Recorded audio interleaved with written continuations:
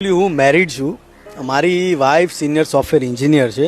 એનું નામ છે વિધિ અને બહુ જ ટેલેન્ટેડ છોકરી છે. આઈટીમાં છે અને સિનિયર સોફ્ટવેર એન્જિનિયર છે અને બસ લાઈફથી ખુશ છું અને બસ મજા કરવાની છે. સફળ પુરુષની પાછળ એમનો હાથ હોય છે, સ્ત્રીનો એમનો કેટલો હાથ છે? એમનો ઘણો ખરો હાથ છે. હું તમને એક એક્ઝામ્પલ આપીશ કે જ્યારે છોકરીનો રોલ મારે કરવાનો હતો, પિસ્તાનો રોલ, તો મેં પૂછ્યું કે મારે કરવાની ઈચ્છા છે. તો મારી વાઈફની બેન છે કે જીજુ તમે આવું કરોમાં, તમે આવું કરશો તો અમારી ઇમ્પ્રેશન ખરાબ થશે, અમારા ઘરવાળા શું વિચારશે, આ રીતના તમારે ન કરવું જોઈએ.